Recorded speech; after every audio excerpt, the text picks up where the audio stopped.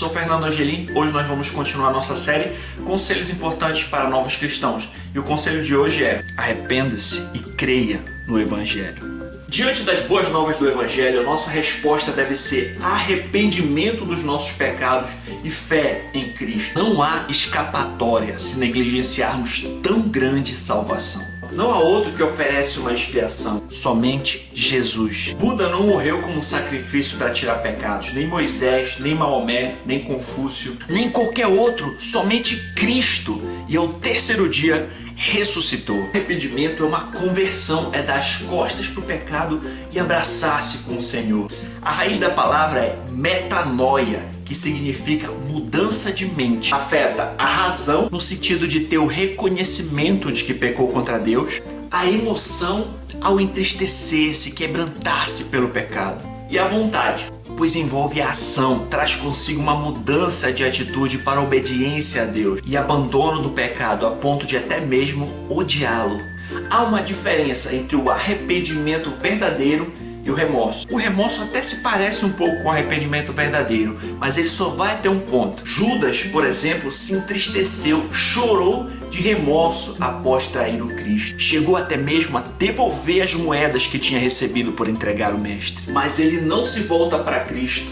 Pelo contrário, vai enforcar-se. Pois na culpa falsa não há saída, somente desespero. Enquanto o arrependimento verdadeiro deprime, mas em seguida leva a Deus e a salvação. Por exemplo, Pedro, mesmo depois de ter negado Jesus 3 vezes, arrependeu-se do seu pecado, chorou amargamente e voltou-se para Cristo. Esse Pedro seria um pastor da igreja e alguém que posteriormente morreria por Cristo. A tradição nos diz que ele foi crucificado de cabeça para baixo, pois não se sentia digno de morrer da mesma forma que o seu Salvador. As atitudes diametralmente opostas de Judas e Pedro apresentam de maneira bem clara a visão que possuíam do Senhor Jesus Cristo.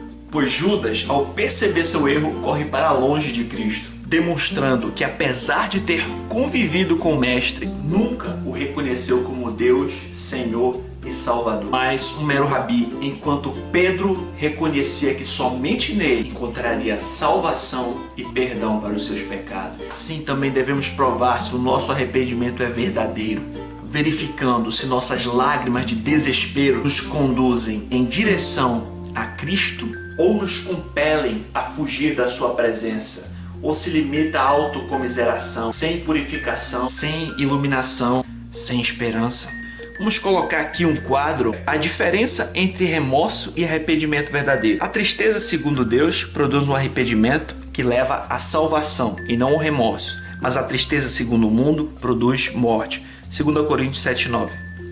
Aspecto do ser: razão. O remorso reconhece que errou. O arrependimento verdadeiro reconhece que pecou. Em relação à emoção, o remorso entristece-se. O arrependimento verdadeiro entristece-se pelo seu pecado e confessa ao Senhor. Embora não devamos esperar sentimentos, e sim tomar a decisão de arrepender-se no momento em que pecamos. E a vontade. O remorso não vê saída para o que fez, somente desespero, e permanece na mesma situação. O arrependimento verdadeiro encontra perdão em Cristo e toma uma atitude de mudança contra o pecado, mesmo que venha a ser custoso para si. Além disso, odeia o pecado que cometeu outrora. Sobre o assunto, o reverendo Augusto Nicodemos afirma corretamente: o arrependimento verdadeiro produz a disposição de assumir as consequências e resolver o que você fez de errado, ainda que lhe custe. Esse é o arrependimento verdadeiro. Quando você encontra uma pessoa e diz: estou arrependida, mas ela não está disposta a pagar o preço do arrependimento, aquele arrependimento não é verdadeiro. Sobre pagar o preço do arrependimento, o sentido não é que possamos pagar o suficiente pelo que Cristo fez por nós, pois temos uma dívida eterna de gratidão.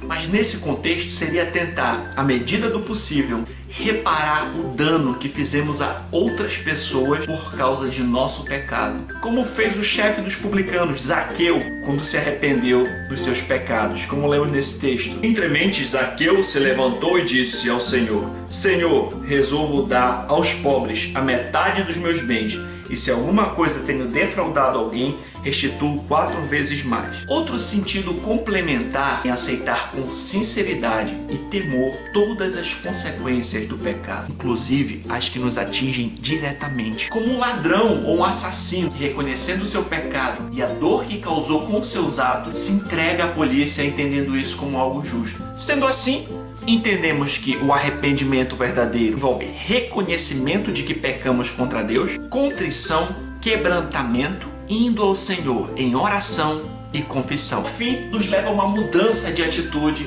em relação ao pecado. A respeito da fé, trata-se de desistir de salvar a nós mesmos pelas nossas próprias obras e confiar somente em Cristo. Como diz uma canção, nada nas minhas mãos eu trago, somente a cruz eu me agarro. Alguns descrevem a fé como uma mão estendida para receber o remédio. Ela é o meio pelo qual recebemos o gracioso presente da salvação em Cristo, que é o autor e consumador da nossa fé. A evidência de que uma pessoa verdadeiramente se arrependeu para a salvação é que ela vai continuar se arrependendo ao decorrer da sua vida. Como citou Lutero na primeira das suas 95 teses, dizendo o nosso Senhor e Mestre Jesus Cristo, arrependei-vos, certamente quer que toda a vida dos seus crentes na terra seja de contínuo arrependimento. Da mesma forma, a fé genuína é observada naquele que continua crendo até o fim. Se você gostou do vídeo, compartilhe com seus amigos, deixe um joinha aí,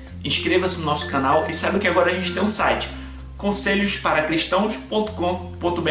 Acesse, divulgue, Deus abençoe, até a próxima. Tchau!